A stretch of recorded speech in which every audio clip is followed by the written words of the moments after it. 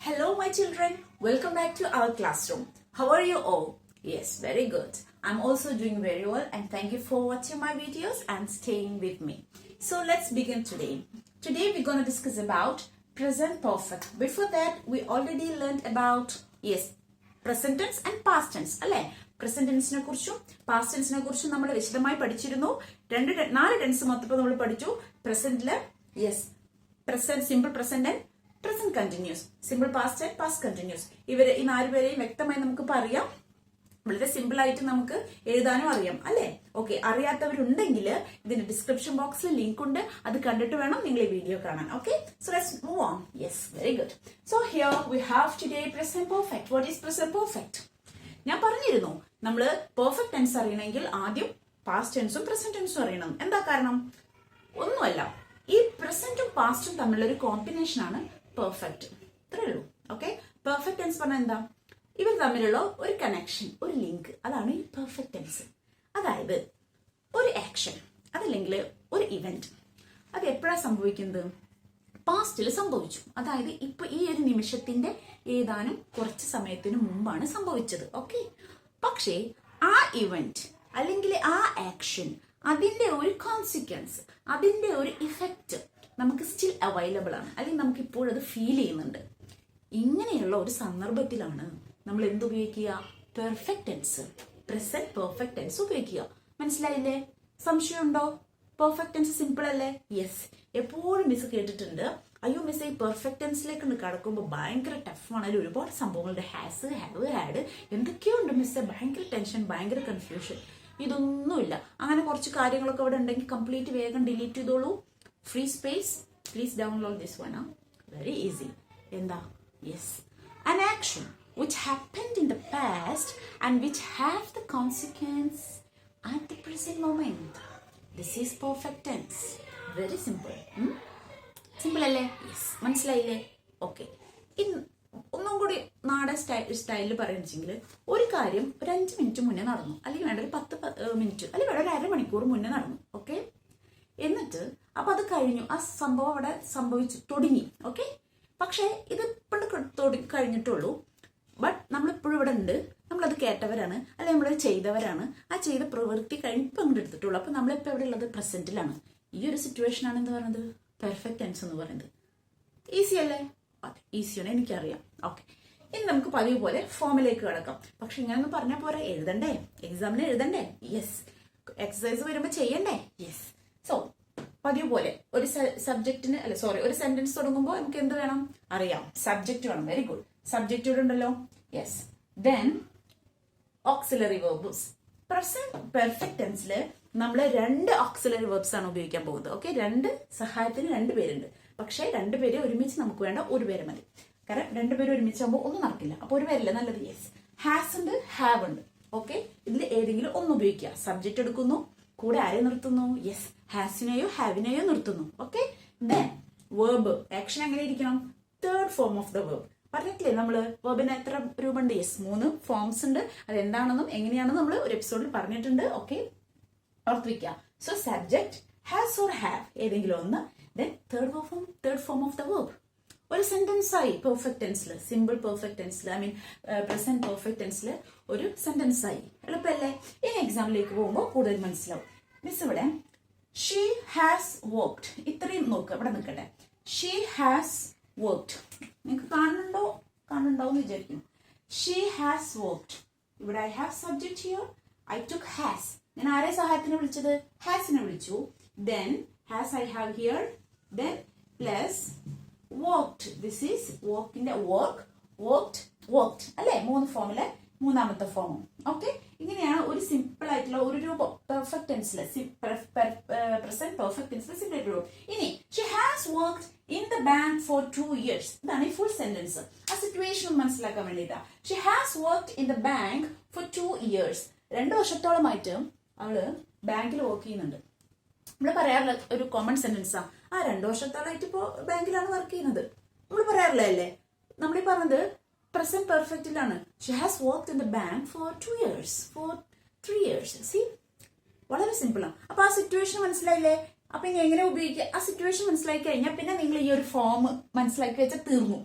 Subject എടുക്കുക, has or have എടുക്കുക, third form of the verb. അപ്പൊ ഇവിടെ ഹാസ് ഓർ ഹാവ് എങ്ങനെ ഉപയോഗിക്കുക എന്നുള്ളത് വളരെ സിമ്പിൾ ആണ്. Singular subject has, singular subject has. Okay, subject singular ആണെങ്കിൽ ഹാസ്. സോ സബ്ജക്ട് പ്ലൂറൽ ആകുമ്പോൾ ഓഫ് കോഴ്സ് ഹാവ്. പക്ഷേ ഐ ആൻഡ് യു ഇവരെ എപ്പോഴും ഇച്ചിരി VIPs ആണ്, ആള് കുറച്ച് ഡേഞ്ചർ ആണ്. അതുകൊണ്ട് വേറെ പ്രത്യേകിച്ച് പ്രശ്നങ്ങളൊന്നുമില്ല. ഐ ആൻഡ് ഹാവിന്റെ കൂടെ ഐ ആൻഡ് യുവിന്റെ കൂടെ എപ്പോഴും എന്തുപയോഗിക്കുക, ഹാവ് ഉപയോഗിക്കുക. അപ്പൊ അത് അങ്ങോട്ട് വ്യക്തമാക്കി ഫീഡ് ചെയ്ത് വെച്ച പിന്നെ അവിടെ ഒരു കൺഫ്യൂഷൻ ഇല്ല. ഓക്കെ, സോ സബ്ജക്ട് സിംഗുലർ ആണെങ്കിൽ has, very good. Subject plural ആണെങ്കിൽ have. I and you have, very good. Yes. So ഇതാണ് perfect tense, present perfect tense. മനസ്സിലായില്ലേ? I have lived in Qatar since 2018. I have lived in Qatar since 2018. ഞാനൊരു 2018 മുതൽ ഖത്തറിലാണ് താമസിക്കുന്നത്. ഞാൻ 2012 മുതൽ ഖത്തറിലുണ്ട്. I have lived in Qatar since 2018. See, I have lived. I have lived. Got it? Yes, very good. But school has not started. The school has not started yet.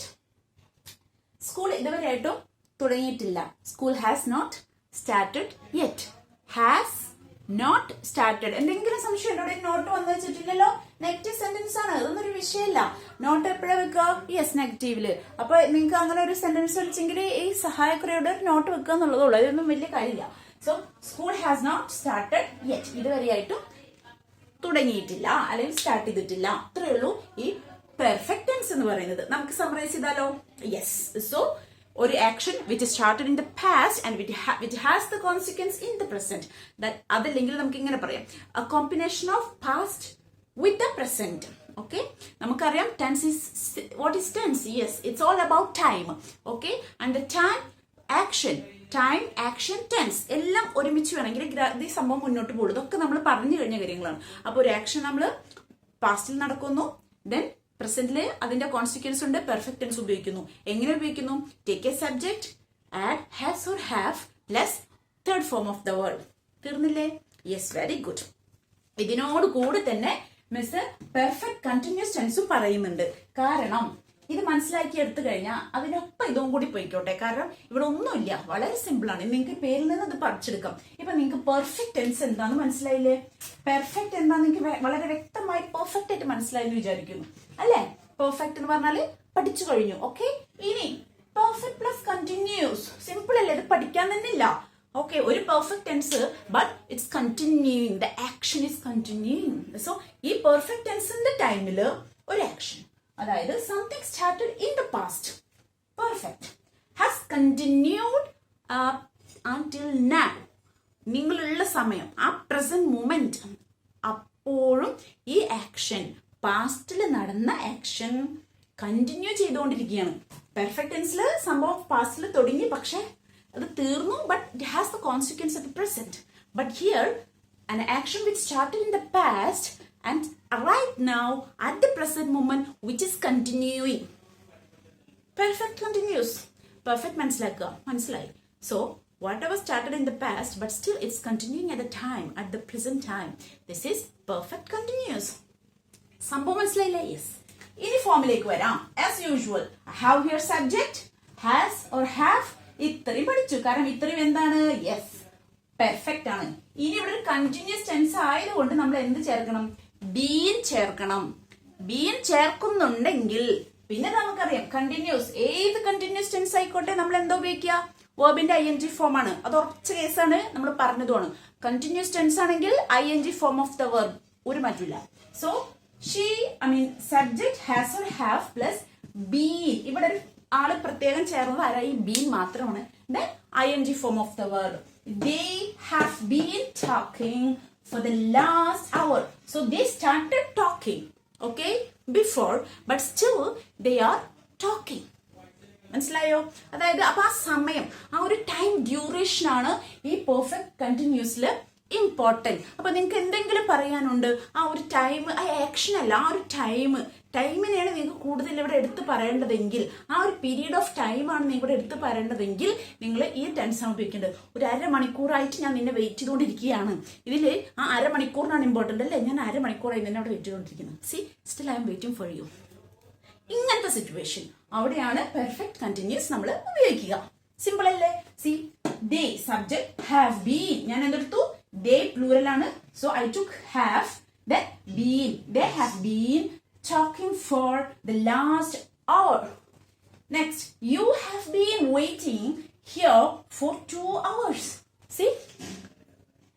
നമ്മൾ പറഞ്ഞ correct സംഭവം. ഇതിൽ വല്ല കൺഫ്യൂഷൻ ഉണ്ടോ? ഇല്ലല്ലോ. Situation മനസ്സിലായില്ലേ? ഈ ഫോമാണ് വ്യക്തമാക്കി മനസ്സിലാക്കുക. ഇപ്പൊ തന്നെ നോട്ട് എഴുതിക്കോ, എക്സാമ്പിൾസ് എഴുതിക്കോ. തീർന്നു. ഓക്കെ, സമറൈസ് ചെയ്യാം. എന്താണ്? യെസ്, ഒരു ആക്ഷൻ പാസ്റ്റിൽ സംഭവിക്കുന്നു. ആ സംഭവിച്ച ആക്ഷൻ ഇപ്പോഴും അറ്റ് ദ പ്രസന്റ് മൊമെന്റ് സംഭവിച്ചുകൊണ്ടേയിരിക്കുന്നു. അതായത് ചെയ്തുകൊണ്ടേയിരിക്കുന്നു അല്ലെങ്കിൽ സംഭവിച്ചുകൊണ്ടേയിരിക്കുന്നു. അവിടെ പെർഫെക്റ്റ് കണ്ടിന്യൂസ് ആണ് ഉപയോഗിക്കുന്നത്. Present perfect continuous. എന്താണ് അതിന്റെ form? Yes, take a subject. Yes, has or have.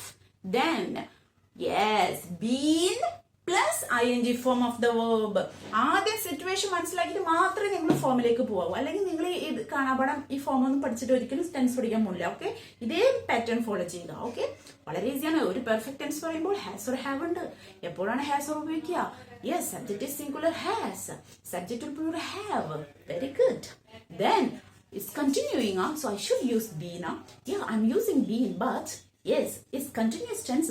I should use ing form of the verb. Very easy. Very easy. So this is a class for today. സമാധാനപരമായിട്ട് വീണ്ടും വീണ്ടും relax ചെയ്തിട്ട് class കാണുക. മനസ്സിലാവുന്ന അപ്പം എഴുതി വെക്കുക. എന്നും പറയുന്ന പോലെ പറയുകയാണ്. ദയവ് ചെയ്ത് സ്വന്തം എക്സാമ്പിൾസ്, മനോഹരമായ സെന്റൻസുകൾ എഴുതുക. നിങ്ങൾ എല്ലാവരും ക്രിയേറ്റീവ്സ് ആണ്. നമ്മളെല്ലാവരും ക്രിയേറ്റീവ്സ് ആണ്. സോ നമുക്ക് എഴുതാൻ പറ്റും. Okay, so C you on next video. And അതിനു മുമ്പ് എല്ലാവരോടും സപ്പോർട്ട് ചെയ്ത, ക്ലാസ് ശ്രദ്ധിക്കുന്ന എൻ്റെ കുട്ടികളോട്, അതുപോലെ തന്നെ എന്നെ സപ്പോർട്ട് ചെയ്യുന്ന ഫ്രണ്ട്സ് എല്ലാവരുണ്ട്. എല്ലാവരോടും ഒരുപാട് നന്ദി. നിങ്ങളുടെ സപ്പോർട്ട്, നിങ്ങളുടെ ഒരു പ്രോത്സാഹനം എല്ലാം വളരെ വാല്യുബിൾ ആണ്. അതുകൊണ്ട് ഒരുപാട് നന്ദി. ഇനിയും സപ്പോർട്ട് ചെയ്യുക, പ്രോത്സാഹിപ്പിക്കുക, ഒരുമിച്ച് നിൽക്കുക, പഠിക്കുക. കുട്ടികൾ നന്നായി പഠിക്കുക, എൻജോയ് ചെയ്ത് പഠിക്കുക. Okay, so will see you next class. By.